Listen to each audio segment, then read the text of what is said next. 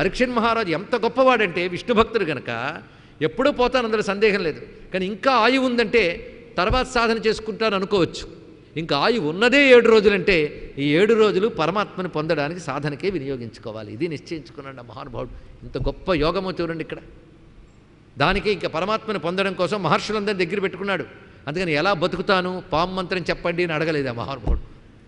పరమాత్మని ఎలా చేరతాను, ఎందుకంటే జన్మంతా ఆయువున్నా సాధన చేస్తే పరమాత్మని పొందలేమే, 7 రోజుల్లో పొందగలనా అనేటువంటి బాధతో కూర్చున్నాడు మహానుభావుడు. దానికి తగ్గట్టుగా సుఖయోగింద్రుడు వచ్చాడు, భాగవతం చెప్పాడు. ఈ కథ అందరికీ తెలుసు.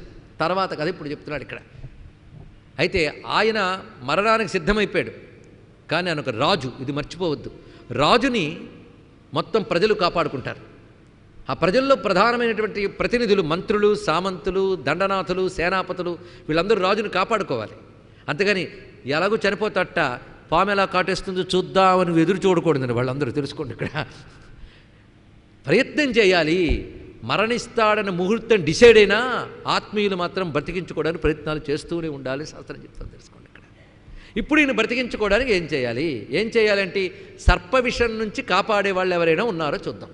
ఎందుకంటే వైద్యశాస్త్రంలో నిష్ణాతులు చాలామంది ఉన్నారు. అద్భుతమైన వైద్యశాస్త్రం, ఆయుర్వేదం పండిపోయిన రోజులు ఆ రోజులు. అలాంటి విషహరణమైనటువంటి వైద్య విధానం తెలిసిన వారు ఎవరైనా ఉన్నారా? మామూలు పాముల విషయం కాదు, తక్షక సర్ప విషం నుంచి రక్షించగలగాలి. అలాంటి వాళ్ళు ఎవరైనా ఉన్నారా అని దండోర వహించారు ఇక్కడ మొత్తం మంత్రులు, సామంతులు కలిసి. ఎవరైనా రాజుని తక్షక విషసర్పం నుంచి కాపాడగలిగితే వాళ్ళకి ఇంత బంగారం ఇస్తామని దండోర వేయించారు, ప్రకటన వేయించారు. ఈ వార్త మొత్తం వ్యాపించింది. ఎందుకంటే ఒక రోగాన్ని చికిత్స చేయడానికి 3 పద్ధతులు ఉంటాయి: మణి, మంత్ర, ఔషధ. ఇది తెలుసుకోవాలి. ఔషధాలంటే ముందు బాహ్యంగా ఇచ్చేవి, రెండవది మంత్రములు, మూడవది మణులు. వీటితో రోగాలను చికిత్స చేయవచ్చని ఆయుర్వేద శాస్త్రం చెప్తోందండి, తెలుసుకోండి. ఈ 3తో ఏవైనా చేయొచ్చు. విషాలు పోగొట్టడానికి కూడా ఈ 3 వాడవచ్చు. మామూలు పాముల విషయం కాదు, తక్షకుడి విషం. తక్షకుడు అంటే ఒక పాము కాదు, ఒక జాతి పాము. మొత్తం 10 జాతుల పాములు ఉంటాయి, తెలుసుకోండి. ఇక్కడ 10 జాతుల సర్పాలు ఉన్నాయి.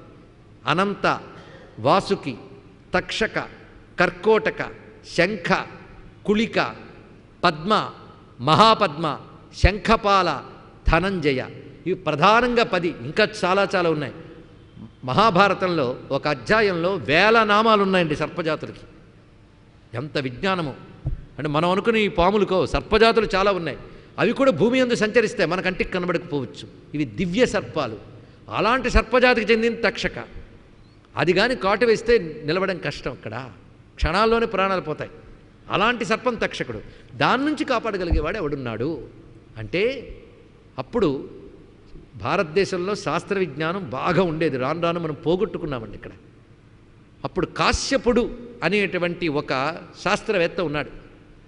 ఆయన కశ్యప గోత్రీకుడైనటువంటి ఒక విప్రుడు, వేదవేత్త, జ్యోతిష్ శాస్త్రవేత్త, ఆయుర్వేద శాస్త్రవేత్త. మణిమంత్ర ఔషధ విజ్ఞానం బాగా ఉన్నది. ఆయన సార్ నాకు తెలుసు తక్షకుడి నుంచి ఎలా కాపాడాలో అని ఆయన తన గ్రామం నుంచి హస్తినాపురానికి బయలుదేరి వెళ్తున్నాడు ఇక్కడ. అప్పుడు ఈయన్ని కాపాడుకోవడానికి వీళ్ళు చేసిన పని ఏమిటి అంటే జలమధ్యంలో ఒంటి స్తంభం మేడ కట్టి దాన్ని తెలిసిన మంత్రములతో దిగ్బంధం చేసి మొత్తం కాపలా కాస్తున్నారండి. మొత్తం పరీక్షణ్ మహారాజుకి ఏ ప్రమాదం కలగకుండా కాపలా ఏర్పాటు చేశారు. ఎలాగైనా కలుసుకుని ఆయనకి తక్షక విషయం నుంచి కాపాడడానికి బయలుదేరాడు. అంటే ఒకవేళ కాటు వేసినా వెంటనే కాపాడగలరు ఇతను. ఆ సమయంలో దగ్గరుండాలి. బయలుదేరి వెళుతున్నాడు. వెళుతూ ఉంటే ఆ రోజుల్లో ప్రయాణాలంటే అడవులన్నీ దాటుకు వెళ్ళాలి కదా. త్రోవలో ఒక అడవిలో ఒక బ్రాహ్మడానికి ఎదురయ్యాడు, ఒక యాత్రికుడు, తోటి యాత్రికుడు. ఇద్దరూ కలిసి కబుర్లు చెప్పుకుంటూ వెళుతున్నారు. మీరు దేనికి బయలుదేరారు అని అడిగాడు ఆ తోటి బ్రాహ్మడు. కాశ్యపుడు చెప్పాడు, పరీక్షిత్తుకి తక్షక విషయం నుంచి కాపాడడానికి వెళ్తున్నాను, రాజును బ్రతికించుకోబోతున్నాను. అంటే నువ్వు ఏ విషయాన్నైనా పోగొట్టగలవా అని అడిగట్ట. పోగొట్టగలను, నేను పరీక్షించుకోవచ్చా అన్నాడు ఆయన. అసలు పరీక్షించడానికి నువ్వెవడివి అన్నాడు. ఆ తక్షకుడిని నేనే అన్నాడండి. తెలుసుకోండి ఇక్కడ. ఎందుకంటే దివ్య సర్పాలు మానవ రూపాలు ధరించి వెళతాయి. ఇదొక రహస్యం. దీని గురించి ఒక హిమాలయ యోగి ఈ మధ్య ఒక పుస్తకాన్ని రాశాడు, ఇంగ్లీష్లో వచ్చింది అది. పాశ్చాత్య దేశాలు కూడా చదివే. ఇప్పటికీ ఆ యోగి ఉన్నాడు. ఆయన ఒక పుస్తకం రాశాడు. అందులో చెప్తాడు హిమాలయాల్లో గురువు దగ్గరికి వెళ్ళి ఆయన సాధన చేశాడు చాలా కాలం. అప్పటికి ఆయన వయస్సు 25 ఏళ్ళు. ఇప్పటికి ఆయన ఉన్నారు. ఇప్పుడు ఆయన వయస్సు సుమారు 60-80 మధ్యలో ఏదో ఉంటారు. ఆయన గురువు దగ్గర సాధన చేస్తున్నప్పుడు గుహలో విశ్రాంతి తీసుకుంటున్నాడు శిష్యుడు. ఆ రాత్రిపూట గురువుగారు బయట ధుని వెలిగించుకుని అక్కడ ధ్యానంలో ఉన్నారు. ఈయనకు చప్పుడు వినబడింది లోపల ఉన్న ఆయనకి. ఆకాశం నుంచి ఏదో దిగుతున్నటువంటి వైనం కనబడింది. వెంటనే నిద్రలేచి చూశాడు, ఏమిటా ఈ చప్పుడని. ఆకాశం నుంచి ఒక కాంతిమయమైన ఒక బంతి దిగుతోంది. చూస్తూ ఉండగా ఆ బంతి తన గురువుగారికి ఎదురుగా నిలబడి 2 భాగాలుగా విచ్చుకుని అందులోంచి పడగ విప్పి తోక మీద నిలబడి ఒక సర్పం ఏదో సంభాషణ చేసింది. ఇక్కడ ఈయన ఆశ్చర్యపోయి చూస్తున్నాడు. ఇక్కడ భయపడిపోయాడు, లోపల నుంచి దండం పెడుతున్నాడు. మళ్ళీ కొంతసేపటికి ఆ సర్పం చుట్టుకుని ఆ బంతిలో దూరి బంతి ఆకాశానికి వెళ్ళిపోయింది. వెంటనే వెలికి వచ్చాం, గురువుగారికి నమస్కారం చేశాడు ఆయన. ఏమిటిది అన్నాడు. ఇది నాగదేవత నాగలోకం నుంచి ఇక్కడికి వచ్చాడు. ఇలాంటి దివ్య నాగలోకం ఒకటి ఉన్నదయ్యా. ఒకప్పుడు భూమి యందు మానవులకి నాగరికతని సంస్కారాన్ని ఇచ్చిన వారు నాగదేవతలు. కానీ మానవుల స్వార్థం పెరగడంతో వీళ్ళు భూమికి కొంచెం దూరంగా జరిగారు చాలామంది అనే అద్భుతమైన విషయాన్ని చెప్పారు. తర్వాత ఈ నాగదేవత ఒక దివ్య మానవ రూపం ధరించి ఈయన సిద్ధుడైన తర్వాత, అంటే శిష్యుడు సిద్ధుడైన తర్వాత వచ్చి మాట్లాడిన వైనం కూడా ఆయన రికార్డు చేశాడండి. అది రాస్తూ ఒక మాట అంటాడు, నేను ఇది రాస్తే చాలామంది నమ్మరు, ఇదేదో కథ అనుకుంటారు, కానీ నా అనుభవం నేను రాస్తున్నాను, నమ్మితే నమ్మేరు లేకపోతే లేదని రాశాడండి మహానుభావుడు. దీన్ని బట్టి ఇది ఎందుకు చెప్పడం అంటే సర్పజాతులు నాగజాతులు అనేవారు ఒకరు ఉన్నారు అని మనకు తెలియాలి. ఇక్కడ అలాంటి దివ్యజాతుల్లో తక్షక అంటే వాళ్ళ కామరూపులు కూడా, అంటే రకరకాల రూపాలు ధరించగలిగే శక్తి ఉంది వాళ్ళకి. అందుకు ఇప్పుడు విప్రరూపం ధరించి ఇంతో సహా ప్రయాణం చేస్తున్నాడు ఆయన. ఎందుకంటే తక్షక జాతికి చెందిన సర్పం కాటు వేసినా వాడు బతికాడు అంటే ఈ సర్పానికి అవమానం. అందుకోసం దాని జాగ్రత్త అది పడుతుంది. నేనే తక్షకుణ్ణి, నిన్ను పరీక్షిస్తానన్నది. సరే పరీక్షించుకున్నారు, ఇద్దరి మధ్య ఛాలెంజ్. వెంటనే ఆ తక్షకుడు ఒక పని చేశాడు. ఇదిగో ఈ చెట్టు ఉంది, చెట్టుకు నేను కాటేస్తాను, నువ్వు చూస్తున్నావో లేదు, చెట్టు మీద ఒకడెవడో కూర్చుని ఉన్నాడు. నా విషం ఎంత గట్టిదంటే ఈ చెట్టు మీద ఉన్న వాడిని కూడా దగ్ధం చేయగలదు, అలాంటి విషం చూడని చెప్పి తక్షకుడు ఆ వృక్షానికి కాటువేశాడు. చూస్తూ ఉండగా వృక్షమంతా భగభగమండి పైనున్నవాడు కూడా మరణించి కింద పడ్డాడండి. ఇక్కడ వెంటనే మందహాసం చేసి ఈయన తన దగ్గరున్న మణిమంత్రాలతో తిరిగి చెట్టుని పచ్చగా బ్రతికించాడు, మరణించిన వాడిని తిరిగి జీవింపజేశాడు. ఇక్కడ అంటే ఆ విషమెక్కిన ఎంతసేపట్లో దాన్ని బ్రతికించవచ్చో వాడి దగ్గరున్న మంత్రానికి మణికి ఔషధానికి ఆసక్తి ఉంది. ఆశ్చర్యపోయాడు తక్షకుడు. నువ్వు కానీ వెళితే తప్పకుండా పరీక్ష మహారాజుని బతికించేస్తావయ్యా, కాబట్టి ఒక పంచుని వెనక్కి వెళ్ళిపో అన్నాడు. ఇక్కడ నేను వెళ్ళను, నేను బ్రతికించి తీరుతా అంటే ఏదైనా డబ్బిస్తానని కానీ ప్రకటన చేశారా అని అడిగాడు ఆయన. తక్షకుడు వెంటనే చెప్తున్నాడు కాశ్యపుడు, అవును ప్రకటన చేశారు, ఇంత డబ్బిస్తామన్నారు, అందుకని వెళుతున్నాను తెచ్చుకుంటానన్నాడు. దానికి కొన్ని ఇంతలు నేను ఇస్తాను, కొన్ని రెట్లు ఇస్తాను, వెనక్కి వెళ్ళిపో అన్నాడు. కొంచెం ఆలోచించాడు ఈయన. జ్యోతిష్శాస్త్రం కూడా తెలుసు కనుక మొత్తం పరీక్షిత్ జాతకం తెలుసు ఆయనకి. ఆయన నేను బ్రతికించాలని ప్రయత్నించినా ఆయన వెళ్ళిపోతాడు, ఆయువు తీరిపోయింది, ఎలాగూ పోతాడు, ఎలాగూ పోయేవాడి కోసం నేను వెళ్ళడం ఎందుకు, కాబట్టి వీనిచ్చే డబ్బు తీసుకుని వెనక్కి వెళ్ళిపోతాను వెళ్ళిపోయాడు. ఇక్కడ బాగా విన్నారు కదా, అంటే కలియుగం కదా, ఇలాంటి బుద్ధులు పుడుతుంటాయండి తెలుసుకోండి. ఇక్కడ కలియుగం వచ్చినప్పుడే అవినీతి అనేది అలా మొదలవుతుంది, తెలిసింది కదా ఇక్కడ. అంతేకాదు ఒక్క రహస్యం ఇక్కడ చెప్తున్నాడు, మన శాస్త్రములు చెప్తున్న మాట.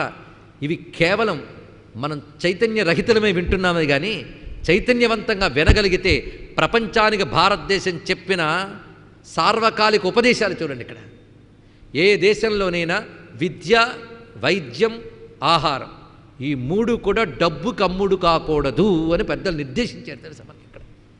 అది మన శాస్త్రం. మరి విద్య దేనికి? విద్యకే. విద్య జ్ఞానం కోసం, వైద్యం ఆరోగ్యం కోసం, ఆహారం కడుపు నింపడం కోసం. అందుకే అన్నాన్ని అమ్ముకోవడం, విద్యని అమ్ముకోవడం, వైద్యాన్ని అమ్ముకోవడం చెయ్యకూడదు అని నిర్దేశించారు. గుర్తుపెట్టుకోవాల్సిన అంశం ఇక్కడ. డబ్బు కోసం వైద్యం చేయకూడదు, డబ్బు కోసం విద్య చెప్పకూడదు. బాగానే ఉందండి, మరి ఇంత చదువుకున్నవాడు వాడెలా బతుకుతాడని ప్రశ్న రావచ్చు కదా. ఇక్కడ గొప్ప మాట చెప్పాడు, చేసేవాడు డబ్బు మీద దృష్టి పెట్టుకోకూడదు కానీ వాడి నుంచి పొందేవాడు డబ్బు ఇవ్వాలని చెప్పింది శాస్త్రం. తెలుసుకోండి ఇక్కడ, ఇది గ్రహించవలసిన అంశం ఇక్కడ. ఈ నియమం చాలా బాగున్నది అని గురువు విద్య చెప్తాడు, కానీ శిష్యుడు ఎంత డబ్బు ఇచ్చాడో చూసుకుని దాన్ని బట్టి విద్య చెప్తాడండి. అప్పుడు విద్యా వ్యాపారం అవుతాడు, వాడి విద్యావంతుడు కాడు. తెలుసుకోండి ఇక్కడ, తాను శిష్యుడికి వాడి బుద్ధిశక్తిని అనుసరించి విద్య నిష్కపటంగా చెప్పాలి. శిష్యుడు నిష్కపటంగా తాను చెయ్యగలిగిన గురుదక్షిణ ఇవ్వాలి అంతే. ఇక్కడ గురుదక్షిణ గురువు ఆశించేది కాదు, శిష్యుడు చేయవలసినది. ధర్మాలు ఇలా ఉంటాయండి, సూక్ష్మ ధర్మాలు. అయితే ఒక శిష్యుడికి శక్తి లక్షల్లో ఉండొచ్చు, ఒక శిష్యుడికి శక్తి 10ల్లో ఉండొచ్చు. కానీ గురువు 10 లక్షలు చూడ్డు, శిష్యుడి యొక్క బుద్ధిశక్తిని అనుసరించి విద్య నేర్పుతాడు. ఇది వాడు తన శక్తి కొద్దీ వాడిస్తాడు. ఇది యథాశక్తి అనే మాట ఇక్కడ, ఇది తెలుసుకోవాలి. వైద్యశాస్త్రంలో కూడా అంతే. ఆ రోగి ఎంత భయంకర రోగమా తక్కువ రోగమా కాదు, వాడు బాగుపడాలని వైద్యం చేయాలంతే. బాగుపడ్డాక వాడు తృప్తితో తాను చేయగలిగింది చేస్తే అది పుచ్చుకుని జీవించాలి వైద్యుడు అని చెప్పారు ఇక్కడ. కనుక వైద్యుడిని పోషించుకోవాల్సిన బాధ్యత సమాజానికి. ఆ సమాజం వైద్యుడి క్షేమంగా చూసుకోవాలి. కానీ వైద్యుడు డబ్బును చూసుకోకుండా వైద్య విద్యను చూసుకుని వైద్య విద్యను అధ్యయనం చేస్తూ దాని ద్వారా ఇంకా ఎంత సమాజ సేవ చేయగలనో అని ఆలోచించాలి. చూసారు ఎంత గొప్ప మాట. అలాగే ఆహారం. భారతదేశంలో ఇప్పుడు ఎక్కడ పెడితే అక్కడ తిండే తిండి, అవునా లేదండి? ఆ మధ్య ఎక్కడో రైల్వే స్టేషన్కి వెళ్తే అర్ధరాత్రి 12 గంటలకి అక్కడ ఒక హోటల్ దగ్గర నిలబడి తినేస్తున్నారు. 12ంటికి కూడా తింటున్నారంటే ఏమి పశువులు కూడా తినవండి ఆ సమయంలో. తిండి తిండి తిండి పాపం. దీనివల్ల ఏమవుతుందంటే ఎక్కడ లేని పాపాలు వస్తాయి. ఎక్కడ పెడితే అక్కడ తిండా, ఎలా పెడితే అలా తినడమే. ఆహార శుద్ధి లోపిస్తే చిత్తశుద్ధి లోపిస్తుంది, చిత్తశుద్ధి లోపిస్తే భగవంతుడు దొరకడు. తెలుసుకోండి ఇక్కడ. భగవంతుడు ఏంటి, అసలు లోకమే సరిగ్గా నడవదు. ఇప్పుడు అసలు ఆహార కాలుష్యం ఏర్పడిపోయింది. ఎక్కడ పెడితే అక్కడ బయట తినలే. ఇళ్లల్లో అమ్మలు కూడా ఎలా తయారయ్యారంటే ఇద్దరూ కలిసి ఉద్యోగాలు చేస్తుంటారు కదా, 5 రోజులు క్యాంటీన్లో తింటారట. శనాదివారాలు సెలవు వస్తే ఎలాగూ సెలవు వచ్చింది కదా బయట తిందామని హోటల్లో తింటారట. అంతేగాని ఇంట్లో వండడం, దేవుడికి నివేదన చేయడం, అతిథికి పెట్టడం పోయింది. కనుక ఇప్పుడు గృహాలు పోయే కొంపలు మిగిలాయి. తెలుసుకోండి ఇక్కడ. కొంపలంటే పడుకోవడానికి, టీవీలు చూడడానికి పనికొచ్చింది, బాత్రూములకి, మిగిలినంతా బయటే. ఏం కర్మ అండి బాబు ఇక్కడ ఇలాంటి పరిస్థితులు. ఇంకా ఎందుకంటే బయట అమ్ముతున్నారుగా అన్నం. అసలు పూర్వం పూటకోళ్ళు ఉండేవి. వాటి గురించి ఏం వర్ణిస్తారంటే అడవుల్లోనో ఎక్కడో ఉంటే పూటకోళ్ళు. ఎందుకంటే గ్రామాల్లో వాటిలో పెద్ద పూటకోళ్ళు ఉండేవి కాదండి. ఎందుకంటే ఒకడు ఒక ఊరు వస్తే అతిథిగా ఆదరించి అన్నం పెట్టే ఇళ్ళు ఉండేవి. తెలుసుకోండి ఇక్కడ. అతిథి పూజ అనేది ప్రధానం. మా ఇంటికి అతిథి వచ్చే వరకు భోజనం చేయమని నియమంతో ఇంట్లో అనుష్ఠానం అయ్యాక ఆకలి వేస్తున్నా సరే గుమ్మం దగ్గర అతిథి కోసం ఎదురు చూస్తూ ఉండేవాళ్ళు నిన్న మొన్నటి వరకు. తెలుసుకోండి ఇక్కడ. అది గొప్ప విషయం. అతిథి అభ్యాగతులకు భోజనం పెట్టి ఊరున్నప్పుడు వాడికి తిండి దొరకలేదని బాధ ఉంటుందండి. ఒక సత్పురుషుడు ఒక ఊరు వచ్చి అన్నం లేక బాధపడ్డాడంటే ఊళ్ళో అందరికీ పాపం వస్తుంది. తెలుసుకోండి ఇక్కడ. ఇది కూడా తెలుసుకోవాల్సింది ఇక్కడ. అలాంటివి భారతదేశం. అందుకే వివేకానంద ఒకప్పుడు అమెరికా వెళ్ళిన కొత్తల్లో ఆయనకు ఆకలేసిందిట. మొదట్లో ఆయన మాట్లాడిన తర్వాత ఆయన వైభవం అందరూ తెలుసుకోగలిగారు. కానీ మాట్లాడే వరకు ఆయన పడ్డ బాధలేనండి ఇక్కడ. ఆకలి వేసింది, అన్నం పెట్టేవాళ్ళు లేరు. అప్పుడు అనుకున్నాడు, ఇదే నా భారతదేశం అయితేనా. ఒక్కసారి అమ్మా ఆకలిస్తుందమ్మా అంటే ఏ గృహిణైనా తలుపు తెరిచి భోజనం పెడుతుంది అని బాధపడ్డాడు ఇక్కడ. అది అందుకే భారతదేశంలో ఆకలి చావులు ఉండేవి కావండి, అన్నం పెట్టి అమ్మలు ఉండేవారు. తెలుసుకోండి ఇక్కడ. అలా ఆయన బాధపడుతూ అమ్మని తలంచుకుంటున్నాడు, జగదమ్మని. ఆ సమయంలో అనుకోకుండా ఒక తలుపు తెరుచుకుని మీరెవరండి అని అడిగి ఆవిడ భోజనం పెట్టిందిట. తలుచుకుంటే అమ్మ పెట్టింది అక్కడ జగన్మాత. ఇది తెలుసుకోవాలి ఇక్కడ. అందుకే ఎప్పుడైనా సరే అన్నము, విద్య, వైద్యము ఈ 3 వ్యాపారము కారాదు. ఏదో అరణ్యాల్లో చిన్న చిన్న గ్రామాల్లో పూటకోళ్ళు ఉంటే వాళ్ళు ఏం చేసేవారంటే ఎవరికైనా భోజనం పెడితే డబ్బులు పుచ్చుకునేవారు కాదు, సిగ్గుపడేవారు. తిన్నవాళ్ళు ఏం చేసేవారంటే తిన్న తర్వాత వాళ్ళు కూర్చున్న ఆసనం క్రింద కాసులు పెట్టి వెళ్ళేవారు. వాళ్ళ శక్తి కొద్దీ. ఓ మహారాజు వచ్చాడనుకోండి, అతను బంగారు కాసులు పెడతాడు, మిగిలిన వాళ్ళు వెండి కాసులు పెడతారు. వాడు 10 పెడితే ₹1 పెడతాడు. దానితో వాళ్ళు జీవించేవారు. అంటే డబ్బు పుచ్చుకోవడానికి అడగడానికి సిగ్గుపడేవాళ్ళు. కానీ సమాజంకి పూటకోళ్ళు కూడా అవసరమే. వాళ్ళు ఆ పని చేసేవారు. చూసారా ఎలాంటి సంస్కృతి ఎలా అయిపోయిందో. ఇలాంటి సమాజం ఒకటి ఉండేదని కూడా తర్వాత తరాలకు తెలియకుండా ఉన్నాం మనం ఇక్కడ. అందుకే ఇక్కడ ఈ కథలో ఈయన కేవలం డబ్బును దృష్టిలో పెట్టుకుని వెనక్కి వెళ్ళిపోయాడు. తక్షకుడు తన పని తాను సులభంగా చేశాడు. ఎందుకంటే వెళ్ళిన వాళ్ళందరినీ సెక్యూరిటీ సిస్టమ్ స్కాన్ చేసి లోపలికి పంపిస్తుంది ఎవరైనా వెళితే. అసలు నో విజిటింగ్స్ ఎట్ ఆల్. ఎవరికి? పరీక్షణ్ మహారాజుకి ఎవరిని లోపలికి పంపట్లేదు. కానీ ఎవరైనా మహాత్ములు మహర్షులు వస్తే లోపలికి పంపుతున్నారు. ఈ తక్షకుడు చాలా చిత్రమైన వేషంలో వెళ్ళాడు. ఒకరెవరు స్వామి వద్దకు ఆహారం తీసుకెళ్తుంటే అందులో ఒక ఫలంలో పురుగ్గా దూరెట్టాడు. అదేం తెలుస్తుందండి? లోపలికి దూరిపోయింది. ఆయన ఫలం తినబోతుంటే లోపలికి వచ్చి కాటు వేశాడు. పరీక్షణ్ మహారాజు వెళ్ళిపోయాడు. పోయినందుకు ఆయన ఏం బాధపడలేదండి. శరీరం ఎలాగో పోయింది, ఆయన పరమాత్మలో ఐక్యమైపోయాడు. ఇక్కడ చిత్రం ఏంటంటే ఈయన బయలుదేరి డబ్బుకు ఆశపడి వెనక్కి వచ్చాడన్న వార్త అప్పుడు పొక్కుపోయింది. ఎందుకంటే అప్పుడు వార్తలు పొక్కడానికి ఎంతసేపు ఆయన ఉన్నటువంటి అగ్రహారం అంతా పాకిపోయింది ఆ వార్త. డబ్బు కోసం ఈయన ఆశపడి వైద్యం చేయకుండా వెనక్కి వచ్చాడు అనగానే మొత్తం ఆ గ్రామంలో ఉన్నవారందరూ ఇతడి మీద యావగించుకున్నారు. యావగించుకున్న పంక్తి బాహ్యుణ్ణి చేసేట్టు. ఇక్కడ వెలివేయడం అంటే ఇదేనండి. వెలివేయడం అంటే ఒకడు తప్పు చేస్తే దూరంగా పెడితే సమాజంలో వాడు సిగ్గుపడతాడు ఇక్కడ. ఎందుకంటే ఒక కట్టెల కట్ట ఉంటే ఒక్క కట్టెకి నిప్పంటుకున్నా కట్టంతా తగలబడుతుంది గనక నిప్పుంటేనే కట్టెని దూరం పెట్టి కట్టని కాపాడుకోవాలి గనక తప్పు చేసిన వాడిని దూరం పెట్టి మిగిలిన వాళ్ళు క్షేమంగా ఉండడం కోసం చేసే పని పేరే వెలివేయుట. ఇది ఇక్కడ అవినీతిని వెలివేస్తే సమాజం క్షేమంగా ఉంటుంది. కలిపేసుకుంటే సమాజం కూడా అవినీతిమయమైపోతుంది. కనుక అవినీతి నిరోధించాలని చెప్పి పాతవి తీసిస్తే కొత్తవి కూడా కట్టలు పెట్టుకున్నటువంటి అవినీతి పరులు ఉన్నటువంటి కాలంలో ఆశ్చర్యంగా ఆలోచించవలసిందే. ఎలా నిర్మూలిస్తామండి? ఇక్కడ బాధాకరమైన అంశమే. ఏం చేస్తాం? సరే, ఈ మహానుభావుడు ఆ రోజుల్లో ఇంకా కలి ప్రారంభం కనుక అంత పుచ్చిపోలేదనమాట. అది మిగిలినటువంటి వాళ్ళందరూ ఏం చేశారంటే తను వెలివేశారు. వాళ్ళని భోజనానికి పక్కన కూర్చోపెట్టుకునే వాళ్ళు కారు. చూసారా, పాపం చేసిన వాడే పక్కన కూర్చోవడానికి వీలు లేనివాడు. ఎందుకయ్యా అంటే వాడిని పతితుడు అంటారు. పతితుడితో కలిసి ప్రయాణం చేయకూడదు, వాడితో సంభాషించకూడదు, ఒకే ఆసనం మీద కూర్చోకూడదు, వారితో కలిసి భుజించరాదు అన్నారు. ఇక్కడ ప్రభావం పడుతుంది. ఏం చేస్తాం ఇక్కడ?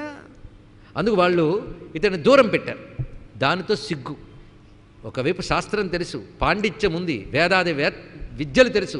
ఏం లాభం ఇటువంటి పాపం చేసినందుకు? ఎందుకంటే మనల్ని కాపాడే రాజుని కాపాడలేకపోయాడు వీడు, దోషం చేశాడు, డబ్బు కాసపడ్డాడు, చేయవలసిన చికిత్స చేయలేదు అని చెప్పి అతడి దూరం చేశారు. ఎందుకంటే ఇలాంటి వింటే మనకు ఆశ్చర్యం కలుగుతుంది. ఆ మధ్య విష్ణు శాస్త్రం చదువుకోండి ఆరోగ్యం బాగుంటుంది అంటే, ఇంత మెడిసిన్ డెవలప్ అయ్యాక కూడా విష్ణు శాస్త్రం చదవమంటారు ఏంటండి అంది ఒక ఆవిడ. ఇంత డెవలప్ అయిపోయినందుకే ఇంకా చదువుకోవాలి, తెలుసుకోండి ఇక్కడ. ఎందుకంటే ఒక హాస్పిటల్కి జలుబు వచ్చిందని వెళితే క్యాన్సర్తో బయటకు వచ్చేట. అంటే వాళ్ళు చేసిన అనవసరపు స్కానింగ్లకి వీడికి రేడియేషన్ వచ్చి క్యాన్సర్ వచ్చిందండి. నేను చెప్పింది హాస్యం కాదు, జరిగింది ఇది. అంటే అర్థం ఏంటి? వాడు కోట్ల పెట్టుబడి పెట్టి కొత్త ఎక్విప్మెంట్ కొని పెట్టాడు హాస్పిటల్లో. మరి అప్పు చేసి తెచ్చాడు కదా, అదంతా మళ్ళీ తీర్చాలి కదా. కనుక వచ్చిన వాడికి అవసరం ఉన్నా లేకపోయినా టెస్టులు రాసేట. దానితో ఎక్కడ లేని ఎక్స్రేలు, ఎక్కడ లేని రేడియేషన్లు వచ్చి వాడికి కొత్త జబ్బులు వచ్చాయి. ఇలాంటి పరిస్థితుల్లో ఉన్నాం మనం. ఇది గ్రహించవలసింది ఇక్కడ. ఇవంతా దేనివల్ల జరుగుతున్నాయి? వైద్యం వ్యాపారం అవ్వడం వల్ల. అవునా కదా? చూడండి ఇక్కడ. లేకపోతే ఎంతో డబ్బు వస్తుందని కనుక అర్హత లేని వారు కూడా లక్షల డొనేషన్లు కట్టి చేరుతున్నది ఎందుకు? ఆలోచించండి ఇక్కడ. అలాంటి సంస్కృతి ఎక్కడికి దిగజారిపోయింది చూడండి. అందుకే ఆనాటి సంస్కృతిలో వైద్యాన్ని ఎలా ఆలోచించారనేది ఇప్పటి తరానికి తెలియడం కోసం చెప్తున్నాం. అంతేకాని నా జాతి అనాగరికమైనది, ఆటవికమైనది, పరాయి దేశస్తుల పాలనల వల్ల మాకు జ్ఞానం వచ్చిందనే భ్రాంతి నేటి తరానుకున్నది. కానీ పరాయి దేశాల కంటే గొప్ప నాగరికత, ధర్మము, సంస్కృతి కలిగిన జాతి నాది, భారత జాతి నాది. ఇది తెలుసుకోండి. యుగాల నుంచి అలాంటి సంస్కారం ఉంది మనకి ఇక్కడ. అందుకే మొత్తం అందరూ అతన్ని వెలివేశారు. చిచి, డబ్బు కాసపడి తప్పు చేశాను, సిగ్గుపడుతున్నాడు, ఒకరి దగ్గర మొహం ఎత్తి చూపించుకోలేకపోతున్నాడు. ఆఖరికి తప్పు చేశాను, పాపం చేశాను. ఈ పాపం నుంచి బయటపడేది ఎలాగా? చూడండి, ఇక్కడ ఈ కథని పరిశీలించాలి. పాపం ఎప్పుడు తొలగుతుందంటే ముందు కావాల్సింది పశ్చాత్తాపం. అంతేగాని వెంకటగిరికి వెళ్తే పాపం పోతుంది కానీ ముందు పాపాలు చేద్దామన్నాడు ఒక ఆయన. పైగా ఎన్ని పాపాలు చేసినా ఏమిటిందండి? వెంకటగిరికి వెళ్ళి హుండీలో డబ్బులు వేసిస్తే చాలన్నాడు ఇక్కడ. మరి ఇది పాప సొమ్ము కదయ్యా అంటే, అందుకే ప్రతి ఏడాది పాప సొమ్ములో 10% హుండీలో వేస్తున్నాను అన్నాడు. దానివల్ల పుణ్యం వస్తుంది అనుకుంటున్నాడు. కానీ పాపపు సొమ్ము హుండీలో వేసిన కొత్త పాపం వస్తుంది, తెలుసుకోండి ఇక్కడ. ఎప్పుడైనా ధర్మానికి, దైవానికి, గురువుకి, పూజకి వినియోగించే ద్రవ్యము ధర్మబద్ధంగా సక్రమంగా ఆర్జించింది మాత్రమే వినియోగించాలి. ఇది శాస్త్రం, తెలుసుకోండి ఇక్కడ. ఇన్ని చెప్పింది శాస్త్రం ఇక్కడ. అందుకని కోట్లు అన్యాయంలో చేసి అందులో కొంత యజ్ఞం చేసేస్తానంటే దేవత కూడా పుచ్చుకోదు. ఇది గ్రహించాలి ఇక్కడ. మన భ్రాంతి. దేవతలకు ఎవరు టోపీలు వేయలేరు, తెలుసుకోండి ఇక్కడ. మొత్తానికి భగవంతుడికి వినియోగించేది ధర్మద్రవ్యం వాడాలి. ఇది తెలుసుకోవాలి ఇక్కడ. అందుకు పాపం నుంచి బయటపడాలంటే మొదటి క్వాలిఫికేషన్ ఏంటో తెలుసా? పశ్చాత్తాపం. ఇది తెలుసుకోండి. పశ్చాత్తాపం. అయ్యో, తెలుసో తెలియకో పాపం చేసే నేను దుఃఖపడాలండి. తర్వాత రెండవది ఏమిటి అంటే ఇకపై చెయ్యనని నిర్ణయించుకోవాలి. తెలుసుకోండి ఇక్కడ. ఈ రెండు. ఆ తర్వాత ఏం చేయాలంటే ఇప్పుడు చేసింది కడుక్కునే ప్రయత్నము ఒక యజ్ఞమో, యాగమో, పవిత్ర కర్మ ద్వారా చేయాలి. అది. నాలుగవది ఏంటంటే మంచి పనులు చేయడం మొదలు పెట్టాలి. అప్పుడు నువ్వు చేసిన పాపం పూర్తిగా పోతుంది. చూసారా, స్టెప్స్ అర్థమయ్యాయి కదా. మొదట అయ్యో పాపం చేసేనే అని పశ్చాత్తాపడాలి. ఇకపై చెయ్యనని నిర్ణయించుకోవాలి. ఏవైనా యజ్ఞమో యాగమో పూజా పునస్కారం అనే ప్రాశ్చిత్త కర్మ చేసుకోవాలి. 4వది సత్కర్మలు చేయడం ప్రారంభించాలి. అప్పుడు పాపనాశనం జరుగుతుంది. ఇది తెలిస్తే బ్రతుకులో మిగిలిన జీవితకాలం అంతా ఈ పని చేస్తే సరిపోతుంది. ఇక్కడ మొత్తానికి కాశ్యపుడికి పశ్చాత్తాపం కలిగింది. రెండవదైనటువంటి ఇకపై చేయనని నిర్ణయం కూడా కలిగింది. కానీ తర్వాత ఇది పోగొట్టుకోవడానికి తర్వాత ఏం చేయాలి? ఎందుకంటే ఈ పాపం సామాన్యం కాదు. ఎన్ని యాగాలు చేసినా పోని పాపం చేశాను నేను. ఇక్కడ చూడండి, మహాపాపం. ఇంత పాపం పోగొట్టుకునే శక్తి ఏది నాకు, సామాన్యం కాదు. ఎలా పోతుంది? ఎందుకంటే కొన్ని చిన్న చిన్న రోగాలకి మందు వేస్తే లోపల క్రిమిపోతుంది, కొన్నిటికి ఆపరేషన్ చేయాల్సిందే. తెలుసుకోండి ఇక్కడ. ఇప్పుడు ఈ పాపం ఎలా పోతుందని బాధపడుతూ తిరుగుతున్నాడు. పైగా ఎంత శాస్త్రవేత్త అయినా ప్రాయశ్చిత్తం చేసుకునేటప్పుడు శాస్త్రవేత్తల వద్దకు వెళ్ళి తన పాపం చెప్పుకోవాలటండి. ఇక్కడ ఆ పని మరి చెయ్యం మనం. ఏది చెప్పుకుంటే అది తరిగిపోతుంది అని శాస్త్రం. ఇక్కడ పాపం చెప్పుకుంటే పాపం పోతుంది, పుణ్యం చెప్పుకుంటే పుణ్యం పోతుంది. కానీ మనం చేసిన మంచి మాత్రం అందరికీ టామ్ చేస్తాం, చెడు మాత్రం లోపలే దాచుకుంటాం. అది డెవలప్ అవుతుంటుంది. తెలుసుకోండి ఇక్కడ. అది పుణ్యం అభివృద్ధి చెందాలంటే భద్రంగా దాచుకోవాలి, పాపం అభివృద్ధి చెందాలంటే అది కూడా దాచుకోవాలి, చెప్పుకోవాలి. ఈ మహానుభావుడు చేసిన పని ఏమిటంటే, ఊళ్ళో వాళ్ళకి ఎలాగో తెలిసిపోయింది, చెప్పేది కాదు. తాను బయలుదేరాడు, అడవుల్లోకి వెళ్తున్నాడు, అనేక ఆశ్రమాలను చూస్తున్నాడు. ఆ మహర్షుల వద్దకు వెళ్ళి నేను ఫలానా పాపం చేశాను. చూశారు ఎంత గొప్ప పని. ఈ పాపం నుంచి బయటపడేది ఎలా అడిగితే చూశారు, ఇలాంటి పాపం భయంకరమైనదయ్యా అని. అంటే ఆ రోజుల్లో దీన్ని భయంకర పాపంగా భావించేవారు అనమాట. భయంకరమైన పాపం నువ్వు చేసావు, దీనికి ప్రాయశ్చిత్త శాస్త్రాలు లేదన్నట్టు. ఇదేంటి ప్రాయశ్చిత్తం కూడా లేదని బాగుపడేది ఎలాగ? ఎందుకంటే పాపం ఉన్నంతకాలం వాడు సద్గతికి వెళ్ళలేడు. అది చాలా ముఖ్యమైన అంశం. అందుకు ప్రాయశ్చిత్తం. తెలుసుకోండి ఇక్కడ. పాపం ఉన్నంతకాలం సద్గతికి వెళ్ళలేడు, మరొక పుణ్యకార్యం చేస్తే ఫలించదు. ఇది తెలుసుకోండి ఇక్కడ. ఇది ఎందుకంటే ఒక సారాయి ఒక పాత్రలో పోశారు, తర్వాత ఆ పాత్రలో గంగాజలం పోయాలనుకున్నారు. ఏం చేస్తారు? అందులోనే పోస్తారా? ముందు అందులో సారాయి వంపాలి, తర్వాత ఆ పాత్రను తోమాలి, దాని తర్వాత దాని దర్భలతో కొట్టో ఏదో చేసి అప్పుడు గంగని పోయాలి. అంతే కదా? అలాగే మన హృదయం పాపం అనే సారాయితో ఉంటే ముందు దాన్ని పక్కకు వదిలేసి సంస్కరించుకుని అప్పుడు కదా పుణ్యం చేయగలగాలి.